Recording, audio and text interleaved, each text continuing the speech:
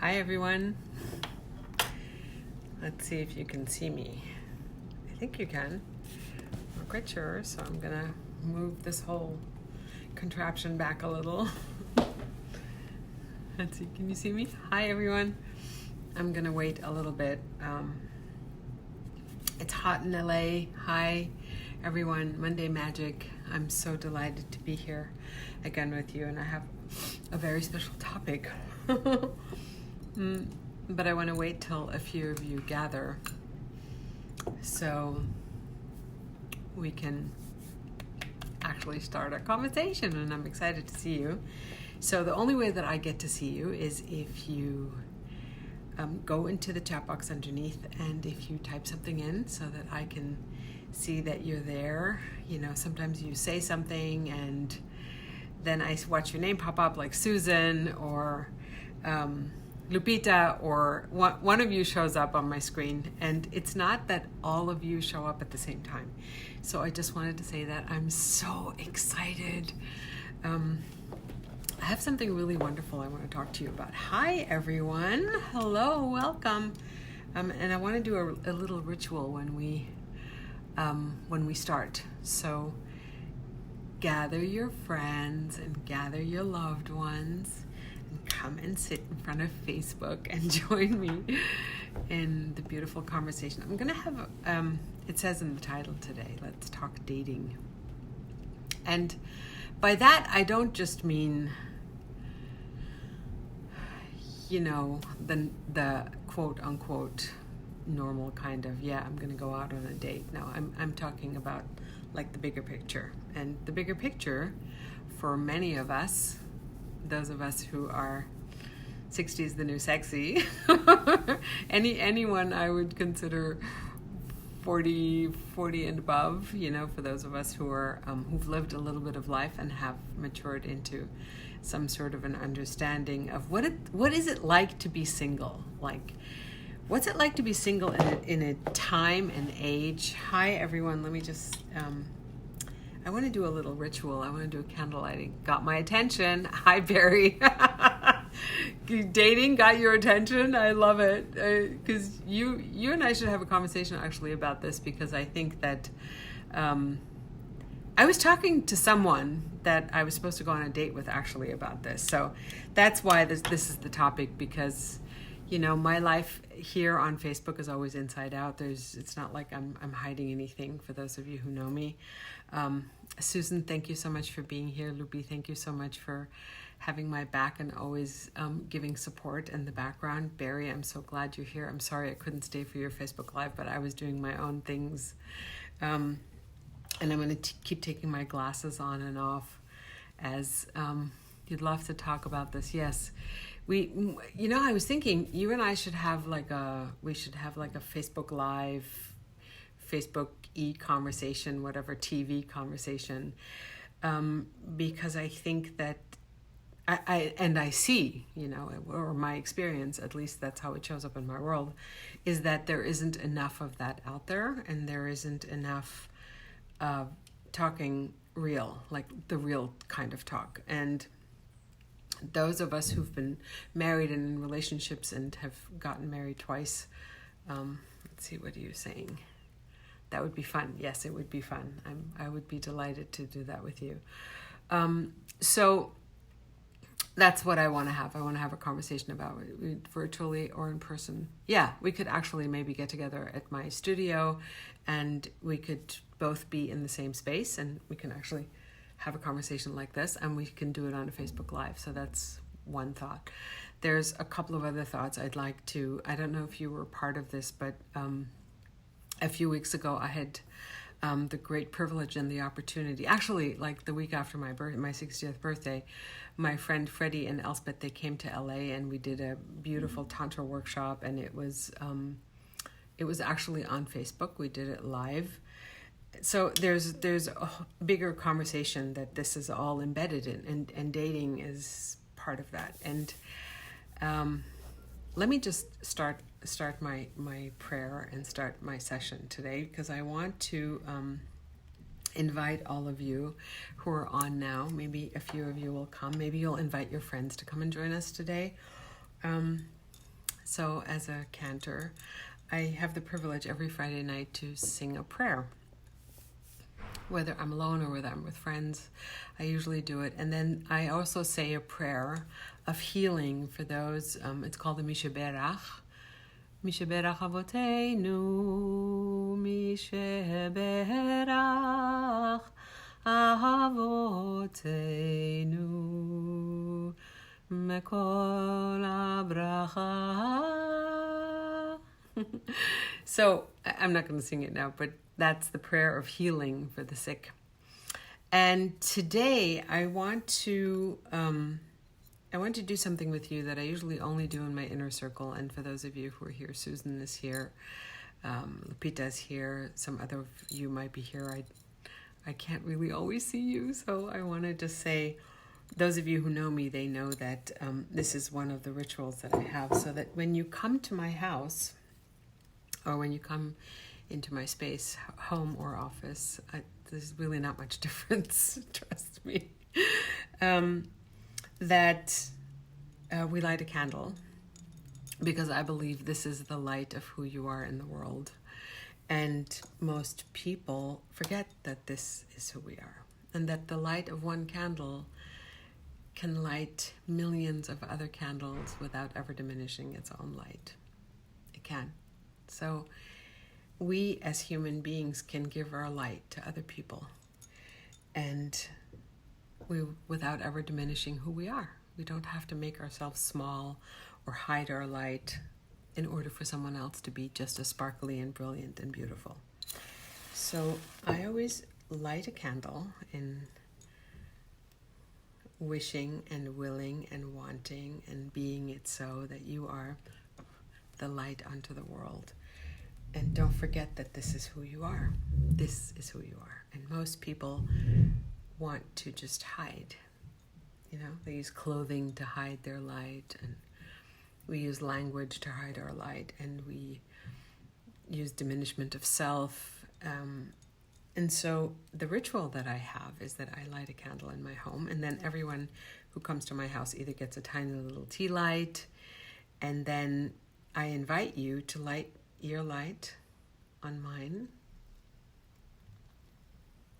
Light it like that, and then keep it lit for a while, and say a wish and a prayer, and then turn your candle off, and then take that candle with you, and then you do the same thing in your house. You light it, and then you give that light to someone else. So this way, every time, thank you for the hearts, Loopy.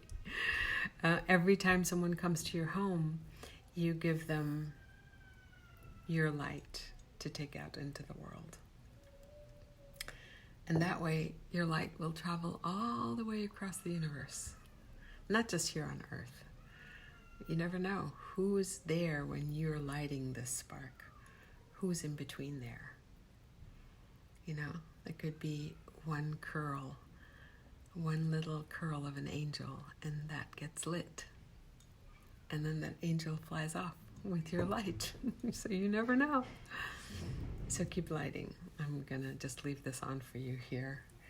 It's going to be right here next to my beautiful statue.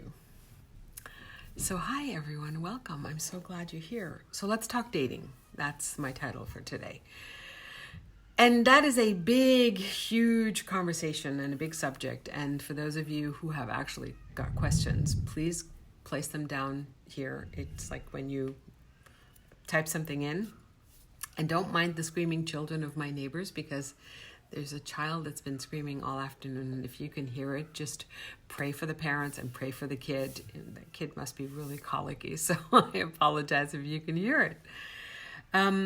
So the reason why I wanted to talk about dating and why this is so close to my heart is, so for those of us who are single and have been single in our adult lives, meaning we've gone through most of our maturity, most of our lives, and we've been married, we have children, we've raised children. Let's see, who else is here? Shiva, June. Hi, Shiva. It's so nice to see you. Those of us who are single, we are at a place in our lives where it's not so much that we're dating because something needs to get filled or we want children.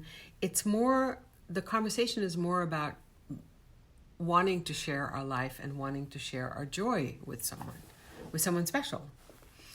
And we've had an extensive life. So it's not like you can erase the past. You can leave the past where it is in the past and you can let it stay there.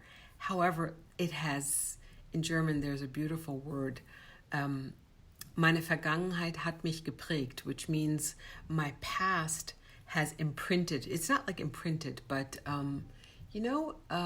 when you emboss something, so it's embossed. There's certain parts of my body and my heart and my wisdom and the way that I am that have been embossed by my past. Now we can take the great and we can continue moving it forward, and we can take the not so good and we can leave it in the past. However, we are who we are because of all the experiences we've had. That's what I believe. And I think that when it comes to dating after 40, 45, and you've had children and now we have grandchildren, there's a very different kind of quality of connection. And I believe, and I'm saying this like really from physical experience, that this online connection that everyone is trying to achieve, meaning there's a site, you go on, you chat, and then for a lot of people, it stays in the chatting. And that is something that I am completely not aligned with. And so, Barry, you're here today. I would love to hear what you have to say about this. So the reason why I'm having this conversation is because I have this idea, and I was talking to someone that I was supposed to go on a date with.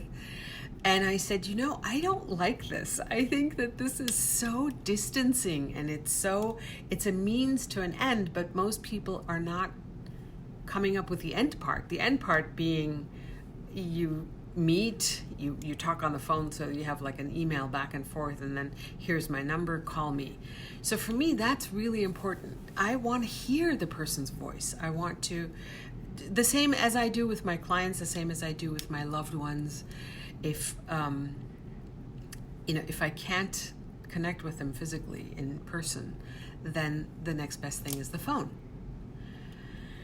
And what I'm experiencing with this online dating conversation is that so many people, that's all they do, is they just chat and they think it's like cute, or I don't know if it's satisfying for people. And I want to hear from you. I want to hear from those of you who are willing to share. Have you had this experience? Because I know a lot of women who are having it, and I know a lot of men who are having it. And the people that I know, and the people that are in my circle and that have been having conversations about this, they don't like it either. They don't like this chatting. They want to meet somebody in person. So what I always say is, this is what I want to do. Hi, I'm here because I'm really looking for a lifelong partnership. I'm not here to chat. I'm here to play, but play with someone who could be potentially a partner.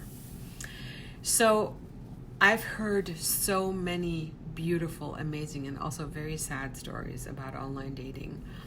And anyway, this brings me to what my idea is. So many, many years ago when I was married, I was doing something that was very successful. At least in my book, it was successful. So here's what I did.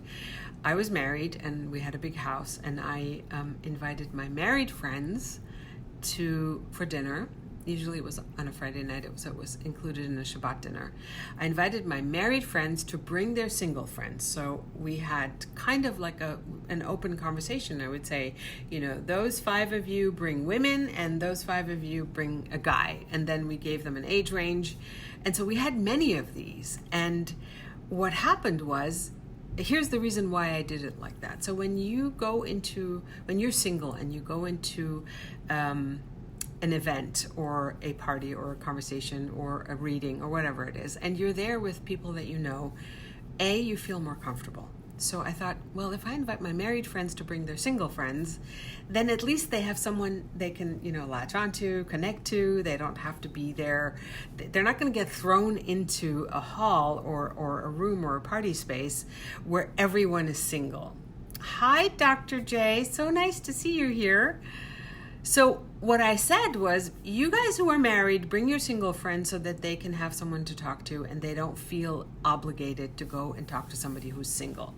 And what happened in these interactions and at these evenings was so beautiful, because people actually introduced one another to somebody else. They said, this is my friend and this is how long we've known each other. So many levels of conversation started happening, not just many levels of conversation, but what was so beautiful about it is that people had, they had skin. The people who were married had skin in the game, because they were like, okay, this is my friend and she's so beautiful.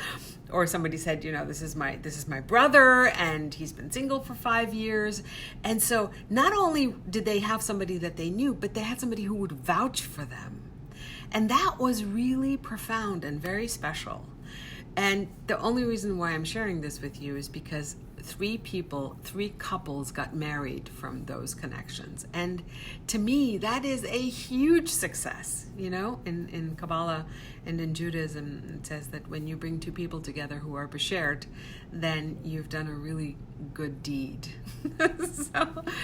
So from there, now being single again, from there, what my thought was, I don't really like this online thing. And I know so many people who are single. I think I'm going to start having gatherings and parties with the theme salons. Like in the old days, they used to call them salons. Let's see. You're a yenta. Yes, I am. Yes, Barry, I'm a yenta. I am not going to tell you what I was in another life, but I am a yenta. And it wasn't so much that I was a yenta. It was more like, people are shy. And you know what else I've learned? Is that men, especially powerful men and successful men, are shy around successful women. Now, Barry, you're on this call, and I would love for you to tell me what your idea of this is and what your experience is. And for those of you who are watching, if you're here and you're watching this and you have someone in your life, you're single, or you have someone in your life who's single, bring them into the conversation, because I really want to hear whether it would make sense to start this again. I've been having private conversations with people and saying things like, yeah, I want to do this again. What do you think? And people have had the most amazing responses. They're saying, yeah, Liana, this is such a great idea. Do it. I'll bring somebody. So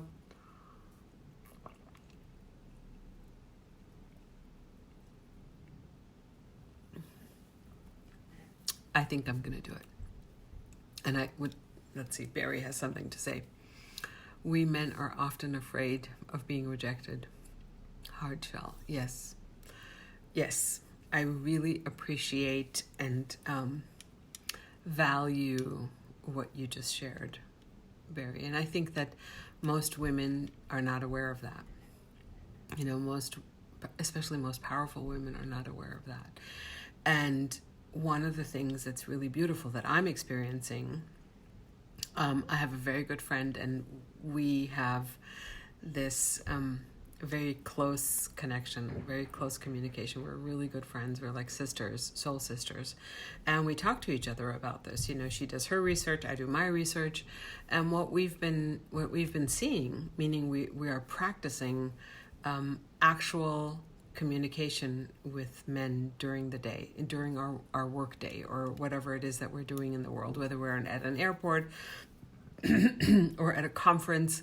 We consciously take a moment at the supermarket, and we interact with men at a level that's non-judgmental, that's, you're either standing in the aisle and you're waiting for the cold cuts, and this gentleman is in front of you, whether he has a wedding ring or not, usually with the ones that don't have a wedding ring, but to just interact with a gentleman in a way that's not threatening, that's rewarding for them.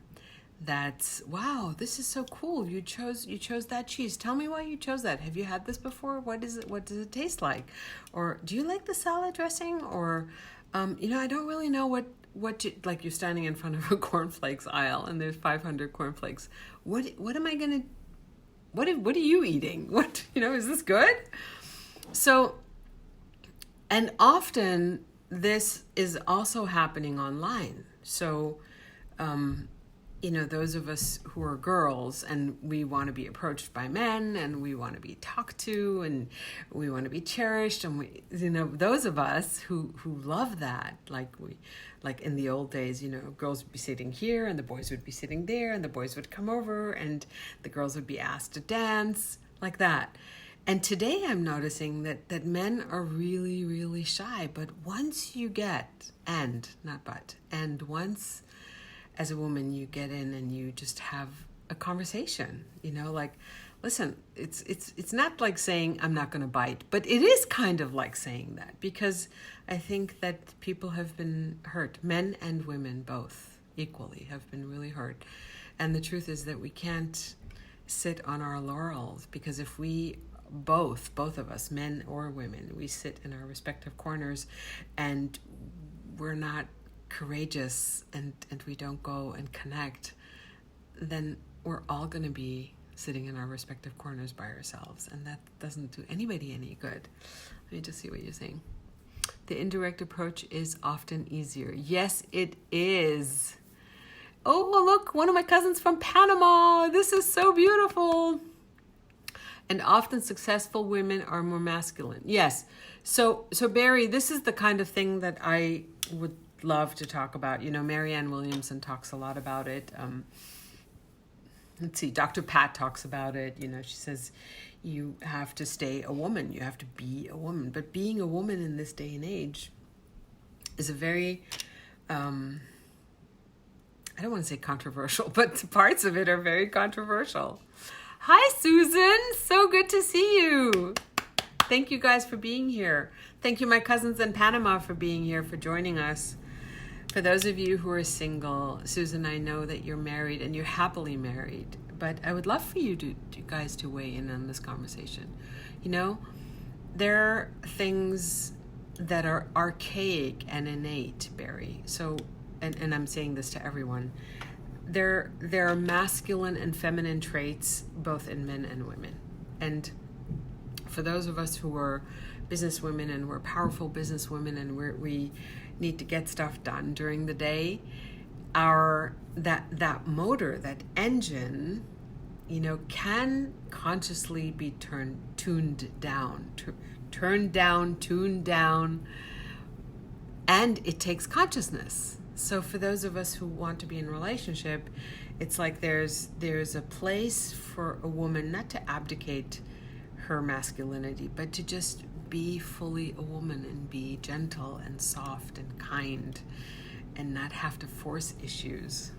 Let's see, Alison Armstrong says that women forget that men are not hairy women. So that's the other side of this coin. Yeah, I love Alison's work, and she's so intelligent, emotionally intelligent and wise with all the things that she says. But what I'd like to do is, and this comes from, I don't know, being in America for 35 years. When I first came to America, I was 25 years old, and I realized, in those days I was a custom clothing designer, and I was dressing people, and I was making clothes for women who were CEOs. Some of them made $1 million a month, and they were, they'd grown their own pair of balls. I mean, I hate to be so blunt, but they had lost or abdicated all their femininity the minute they stepped into a boardroom, because their idea was, I have to be like a guy. I have to wear the suit like a guy. I have to be male like a guy. I have to wear black and navy and gray.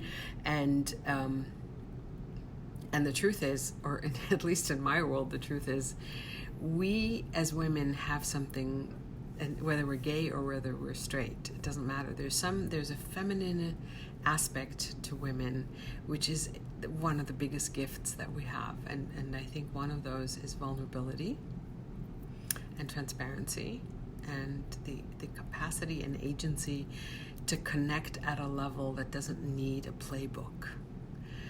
And if we could just, I don't even want to say use it, if we could just be it, there's such a beautiful space that we can inhabit. A friend of mine has this beautiful saying. Her name is Deborah. She lives in Singapore.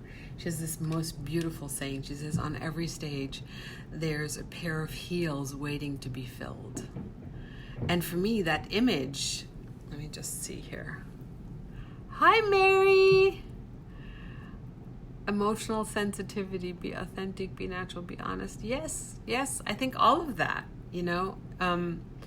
I think the piece that most women, a lot of women, let's say, a lot of successful women, and I don't want to say in America, I mean, it's like the Western world.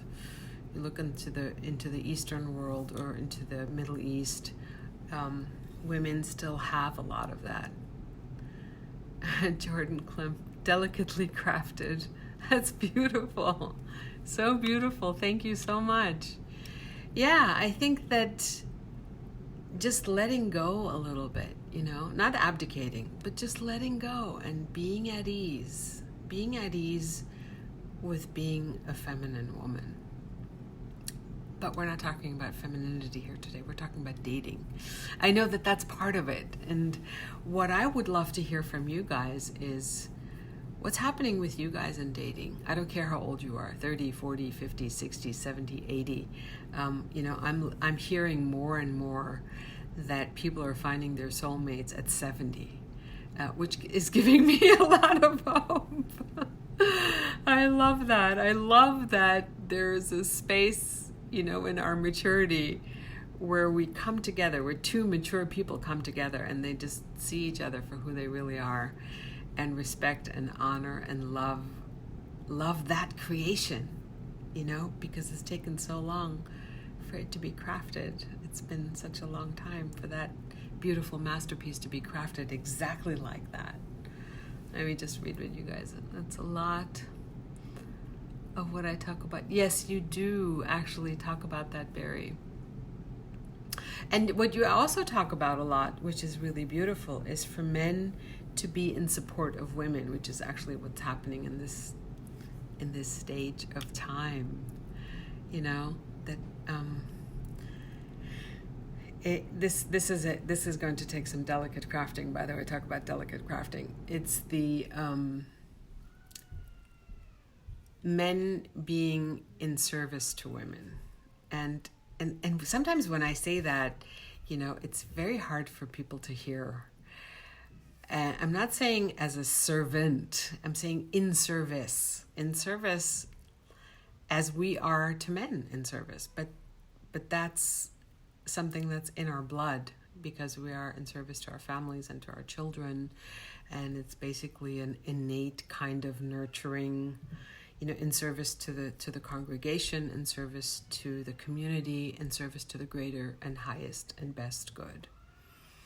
And now what's happening, and what I'm starting to see a lot, is men like you, Barry, saying things like, we're here to be in service to women, to the strength of a woman. Let me just see what you guys are reading. Giving attention to detail. Hi, Jordan. This is such a beautiful conversation. I'm so sorry I can't read all of your quotes, but I love everything that you guys are saying.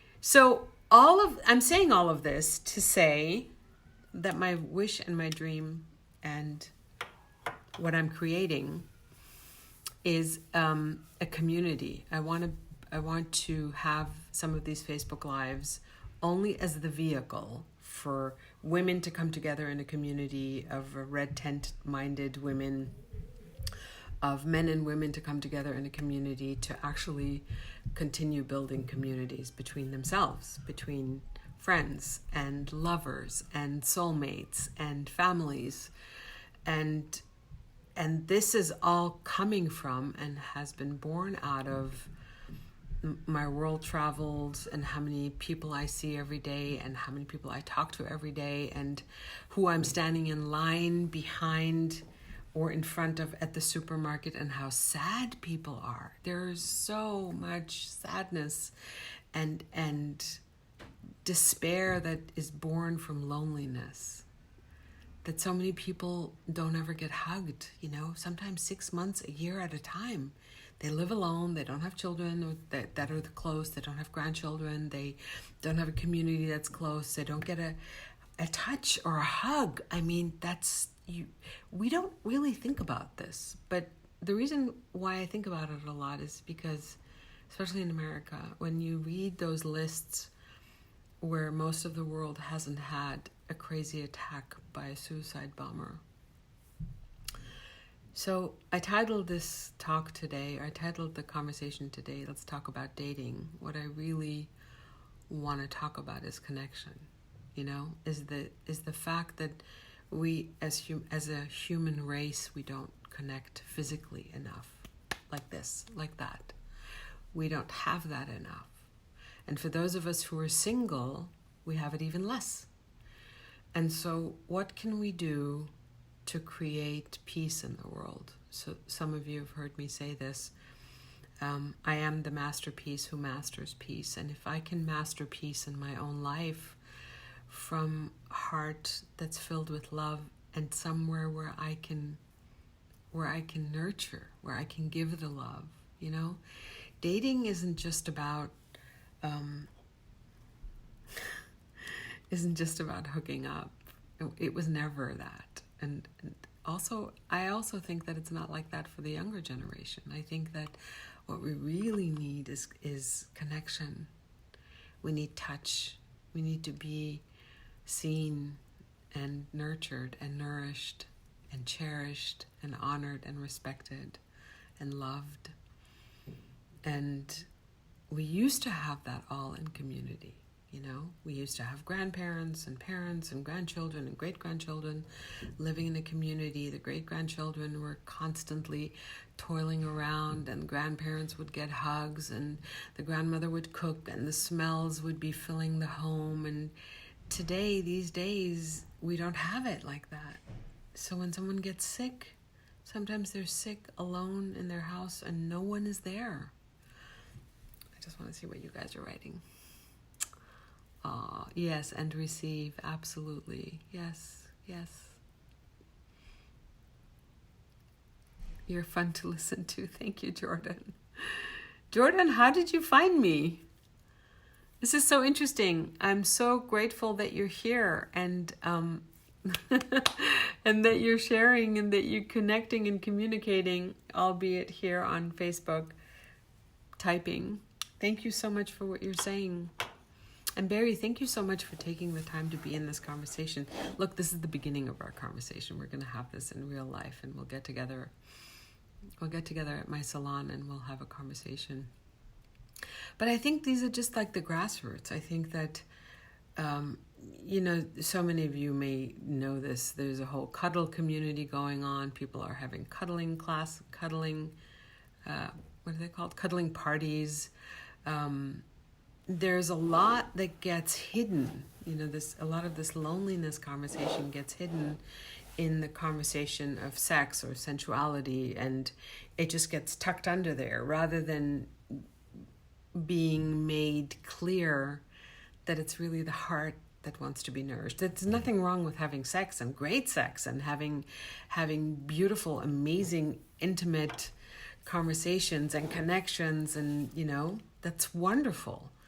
Yet there's a sacred part to connection. And even if it's not included in sex, I believe that there's something missing. I think that the connection that we get in Kabbalah, you know what they say in Kabbalah? They say that when two people make love, the reason why it's so magical and so special is because in the act of making love, the soul leaves the body and the two souls meet up on top above the two lovers. and they unite. And that's why there's this chase, that the sensuality of making love is there's such an addiction. I don't want to call it an addiction because we all deserve it and we all love it and we all need it and it's so necessary for our lives. But there's sometimes people chase it because they think that's it. But the truth is that this connection that happens, where the souls meet, that can happen without having this raw part of it. It doesn't mean the raw part isn't great. It just means that you can have the soul connection and then you can grow into the other piece, which makes it even more profoundly beautiful. At least that's what I think. I don't know. Maybe you guys have different ideas. Yes, grassroots. I know you and your ladies for a while now. How, Jordan? It's nice that you know us for a while, but how did you find us? It's lovely to have you here. So if there's anyone on board here, I can't see you all, but I can see some of you. Like if you've written something down here in the bottom, let me just take a sip. Please write your questions in or do your shares. Then I'll put my glasses back on and I'd love to give you some input. Do you have any questions? We don't know exactly when we're going to have this party, but it's going to happen.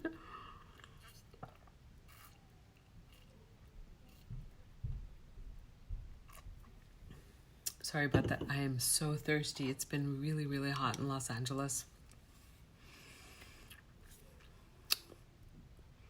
Yes, I would love to have you all here. And let me just scroll up and down and see who else has been here. So nice to see you. Susan, are you still here? I would really love to get your input on all of this. Thank you so much for those of you who've just joined us. Our title today is dating, and the reason why I've said dating is because what I really want is for us to create a community of people who are kind and open to connection.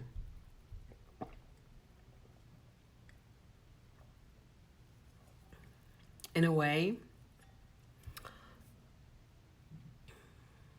that is fearless and safe.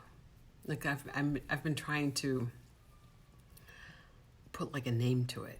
There's so many people talking about relationships. My friend Catherine Woodward Thomas just released a book, Conscious Uncoupling, and before that she released a book called Calling in the One. And we're good friends, and so we have a really beautiful connection and a great friendship. And we talk a lot about this stuff. We talk about what do people do and where do they go and how do singles meet. And she's in a brand new beautiful relationship, and God bless, and she's so happy. And the truth is that a lot of us are turning to an online platform. And I have days and days and days of conversation about online platforms, about not telling the truth. Then you show up to the coffee date or to the dinner date, and the person does not at all look like what they said in the picture. The pictures are 25 years old. So 25 years ago, they took a picture, and now they're 50 pounds overweight. You cannot recognize the person. So there's a lot that's going on with the online dating. And one guy I just went out with, and I said, why would you want to start a new relationship in your 60s? Why would you want to start it with a lie? That just broke my heart. And he didn't have an answer. He didn't know what to say. He says, well, they think hold on one second, let me just see what you got. Social media, like-minded interests. Okay, got it. Thank you so much for saying that, Jordan. Janet is here. You're intermittent, Susan. Thank you for letting me know. Yes, authentic, fearless, allowing. That's beautiful. So I would like it to be a community where and I know that this is hard in our day and age because we all have judgment, we all have bias, we all have all that stuff. However, can we just leave our ego at the door and can we just walk in with an open heart? Can we just come to the table like an empty vessel? You know?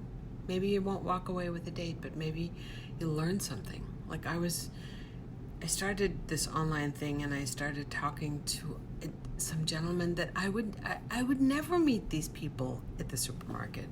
And there's so much wisdom there. Maybe they're not the right chemistry. Maybe that's not the right fit. But they're wonderful, wonderful, wonderful people out there. So let's see who else is here. Hi, Carlos. So nice to see you. I have to keep putting on my glasses and taking them off. Fearless serving. Yes, I love that. So, stay open. And so I'm going by the fact that all of this social media, all of the online services, all of the video, these are all fantastic tools to get people together.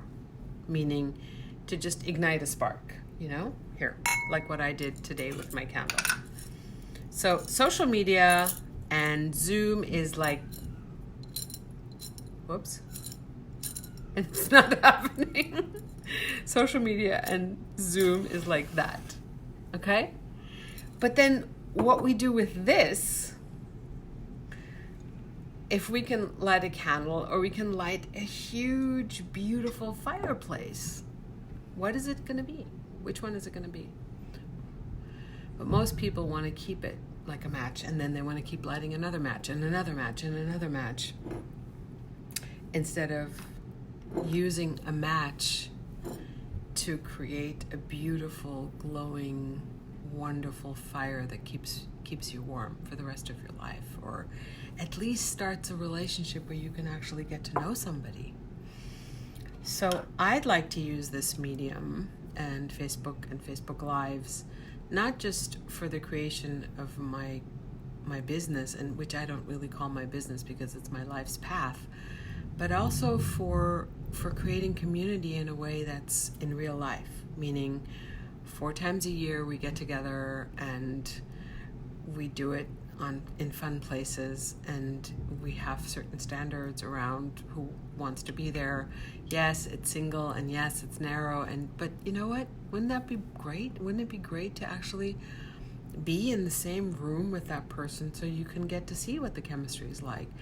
Because all this social media or all these dating websites, they're wonderful. You get to see a picture, but then more often than not, it doesn't go anywhere. And there's maybe 2 or 3 texts going back and forth, and then either the man is too shy or the woman is too shy, and then it doesn't go. It doesn't, it's different. So I would like to create a space and an opportunity for people to actually come together and say, yeah, I'm coming, I'll be there 4 times a year, the dates are set. And it'll most probably be, 2 in Los Angeles, 2 in New York. I have no idea. I'm not going to be able to do this alone. I don't want to do this alone. I want to do this with other people. And for those of you who've just joined me, I told the story when I was married. I used to invite my married friends to bring their single friends, and I'd have dinner parties at my house. And it was because the single people felt much more confident and comfortable being in a surrounding where their married friends were there, and they weren't forced to be in a room with a bunch of single people and go talk to that person. And it was beautiful, and 3 couples got married out of those. So I'm actually very proud of myself for that. Yes, Barry, thank you so much for being here. I'm so grateful that you came. Hi, Marina. This is so cool. Hi, Carlos. You're in New York. I know that. That's where you light up the world. And Barry's in Los Angeles. Thank you, Barry, so much for being here. Marina, I'm so glad you're here, honey. I'm so glad to see you. I'm sorry I didn't get to talk to you today on our call. Yay! Hi, sweetheart. So that's the piece about dating. And I know that I've really stretched it, but it got your attention. And I think that I am a stand for people in the world getting bigger and owning their light. Owning your beauty, owning your light, claiming your crown, Not everybody has to love you. Some people are going to love you, and some people are just not going to love you, and that's okay. Not everybody has to love you. Hi, Carla! Where are you? Carla, tell us where you are. Are you in Brazil? Tell us where you're watching from. I'm so delighted that you guys are all here. And there's a couple of other things that I want to say. So Thursday, I'm going to be in Solvang. And I don't know yet what it's going to be like with the Facebook Live, but if I can do a Facebook Live from there, it's going to be absolutely gorgeous. The surrounding is magnificent. I would love to do it outside while the sun is setting, because this is the perfect time to do it. And for those of you who are watching this on the replay, please, if you're courageous enough and if you want to, just share a little bit about your journey if you're single. What's it like? Where do you come home? What is it that you come home to, and who gives you the surrounding that you need as a community to feel loved and cherished? And I'm not talking once or twice a year when you get together with your best friends. I'm talking something that's like on a daily basis. And how can we create communities where people... Luffy, you're so cute. How can we create communities where we all get nourished, where we all get cared for? I think the world is going to hell in a handbasket, and there's so much sadness going on because people are really lonely and their hearts are empty, and there's not enough love, meaning there's not enough love being expressed. I think people's hearts are full of love, but there's not a space where we can actually pour it into someone else. And let me just read with Carlos. Being single sucks. I don't even know what else to say about that. Yes, Carlos, it does. It sucks. But being with the wrong person sucks more. And so this is a big conversation. It's the conversation about a very good friend of mine who's also my co-mentor in my program. His name is Tom Feldman. He says, I don't want to go to the movies, but which movie's playing? It's not even so much about compromise. It's about learning to be with another. Not from the place of I like you, or I love you, or I love you, or I don't love you. It's from a place of commitment. That commitment to the relationship is the highest thing. And that took me a very, very long time to learn. And I still don't know if I've learned it, The proof is going to be in the pudding, is that when there is a relationship, can I rise to the level? Because the commitment precedes the goodness of the relationship. That's what I believe. And for me, that sentence is, how much do I love you when I hate you? Because so many of us, we're in a relationship and then something goes wrong and then we just throw in the towel. We get the fork out of the drawer, and then you just want to stick a fork in his eye because you're so mad. But the truth is, all that shall pass. And why do we need to be so right about something? On our deathbed, we're usually not going to remember that anymore. I can tell you that I've had relationships where now I look back and I go, why did that not work? What was it that was happening? What did I do? Why did that not work out? So today at 60, that's what I think. And I think the same thing about friendships. And I forget why I was mad at somebody.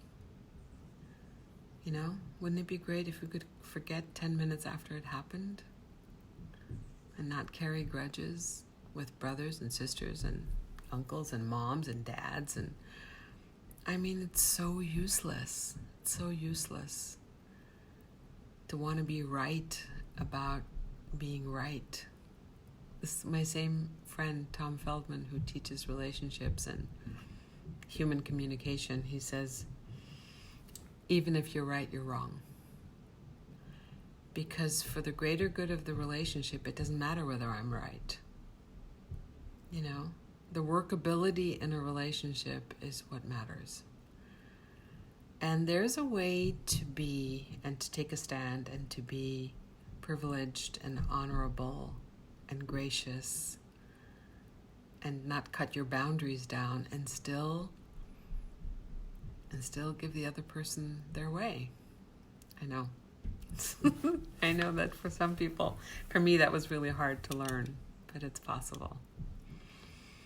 And I think a lot of it has to do with forgiveness and not needing to be right. It doesn't matter whether I'm right. What matters is, can I be in a great relationship?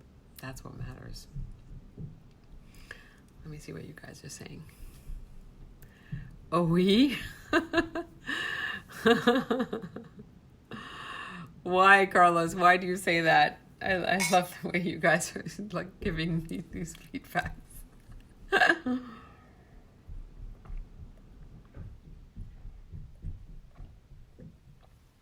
I am so thirsty. It's ridiculous. So, I'm going to ask Lupita to tell me what time it is. Honey, can you please share the time with me? And Carla, you didn't tell me where you're watching from. Carla, can you see me? Are you still here? Thank you all for being here. Thank you for being part of this. Let's see. Sticking a fork in someone's eye is painful. Yes, it is. And it's not like anybody's ever done. I mean, I've never done it, but sometimes the reason why I say that, Carlos, is because that's sometimes how angry we can get. I used to get angry. I used to get livid. And I think angry is not even the name for it. The quality is rage. And rage is blinding. You know, it's worse than anger. And I think that when we are unconsciously just flailing our anger and our rage into the world, I used to call myself, thank you, Lupi. Yes, you're in Brazil, Carla. Thank you. And Elizabeth Louie, hi, sweetheart. I'm so glad you're here. Thank you for watching. So this thing about rage, I used to call myself a blender without a lid turned on. So when you're like a blender without a lid and you're turned on, you splash every single person around you, and it could be blood and guts. And I think that loving and living life from a place of love invites you to conscious restraint, you know? It's like you don't have to say every single thing that's at the tip of your tongue. And I mean, this is coming from someone who said and felt and yelled and laughed and said everything. I used to say everything. I was like a blender without a lid, turned on. And at 60, and I say this with a lot of pride and a lot of honor and a lot of privilege to be 60, that you don't have to say it all. I don't have to say it. Sometimes I just think it and I go, 10 minutes later, I go, I am so glad that I zipped my mouth. I'm so grateful. Because if you think about every word is $1 million. This is what I learned in a writing course a long time ago. Let's see. You're scaring me. The thought of dating a woman now sounds like a life-death sentence. Yeah, that's funny. Carlos, you're funny. You just were the one who told me that being single sucks. So, guys do the same thing. And the thing is, I'm being honest with you in a way that maybe other women are not. And it's not so much that women are scary, is that can you be honest about what's inside here? It doesn't mean that you have to act on it, but can we all be honest about it? It's the stuff that everybody wants to tiptoe around the things and around the anger and around the rage, and nobody really wants to admit that it's there. It's like the pink elephant in the middle of the room, and it's become a clothing rack. Stop using these things like clothing racks or hiding behind them. It's like these are things that are real. We all have them. We have emotions. Emotion, energy in motion. When the energy is not in motion, meaning when we don't have to live it, but we have to be conscious of it. That's my opinion, and everything that I'm saying here is just my experience and my opinion. It doesn't mean that any of it is right or true. It's true for me. And my experience has taught me that feelings are there to be felt. It doesn't mean that I have to act on them. So I don't have to get the fork and stick it into someone's eye, Carlos. Those are just emotions, and they're real. My beautiful friend Debbie Ford wrote a book called The Dark Side of the Light Chasers. And this is such a profound book. For those of you who haven't read it, please get it, read it. I think it's on audio, I'm not sure. First of all, Debbie had a beautiful voice. She has since passed from cancer. Arielle Ford is her sister, also a beautiful human being. But if you look at that book and if you read that book, you'll see that there is a piece of, we all have a piece inside of us that's dark. And not looking at it and not acknowledging it is like you want to shove the darkness away and it doesn't go away. But being with it, noticing what's in there. We think we go into darkness and then we can't see anything. When I was in Italy, we were in these beautiful caves off the coast of Rome, off the coast of Italy, just outside of Rome, south of Rome, in Ponza. And there was a moment that was really transformationally profound for me. And we had a guide, and we all swam into this cave, and we could all see. And then there was a space that was completely dark, and none of us could see anything. And the guide just said, "Just walk into the darkness there." So you're in water, okay? You just heard that these caves used to be used by the Romans to grow eels, these huge ass eels. So you're in this cave and you're walking, half your body's in water to here. And there, where there's light, you can see everything, and it's clear and it's gorgeous, and you can see the rocks. And then right 2 feet ahead of you, there's an opening which you can't see, but your guide says, walk. Just walk into the darkness.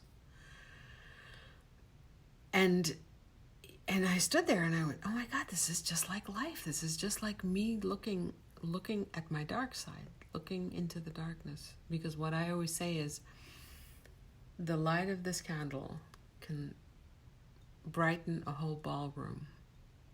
You just have to leave it in there long enough. And this is what our guide was saying. She said, go into the darkness and keep your eyes open, and your eyes will adjust. And within 3 or 4 seconds, you'll be able to see everything. And that's exactly what happened. And I think the only way for us to be with these difficulties that we have and that other people have, especially the difficulties that other people have, because everyone is just a mirror. And this brings me back to dating and to relationship and to connection and to being able to include people in our lives. If we wanted to diminish or degrade or criticize everybody, then there would be nobody left. We all have stuff. We all have our thing. We all have our inadequacies. We all have them, and they come out when we're on edge. And you know, when that happens, we need the people who love us the most to keep loving us. And I think that's what relationships are all about, is that you need the people in your life who love you more when you're not well. It's easy to love somebody when the sun is shining and when everything is beautiful and there's a lot of money and there's houses and there's food and there's cars and there's like all that stuff. It's so much harder to be with someone that you say you love or you're committed to when things are going down the drain. And I think that's where real commitment shows up. It's not about feeling. It's about, what am I committed to? Because we're always committed to someone and something all the time. The question is, what are you committed to? So, everybody has shade. Yes, Carla. Carlos, you don't have a dark. Okay. Cool. That's cool. I do. We all have it. I believe that we all have it. So I'm really grateful that you all hung in there. It's been over an hour, so I'm going to say goodnight. I wish you all a beautiful rest of the week. This is Magical Monday. Thank you for being with me. Thank you for being in the conversation. If you have anything to say and you're watching this on the replay, please write. Yeah. Hi, Marcel. Thank you so much for watching. Go watch the replay. We're just finishing up this conversation. It was very interesting. And I'm delighted that you guys are here. Thank you for taking the time. I know you have so much on your plates and people to see and talk to. I'm just grateful that you guys are here. And there's Wendy. Yes, hi, really late. Thank you guys. Go watch the replay. It was a great conversation. We talked about dating. We talked about men. We talked about women. We talked about sticking fork in someone's eyes. We're talking about rage. And we're talking about creating a community of loved circle, you know, so that you feel loved and cherished. I send you guys so much love. Take care. Thank you so much for being here. And I will see you on Thursday, sometime in the afternoon, maybe when the sun is setting, from Solvang. Bye.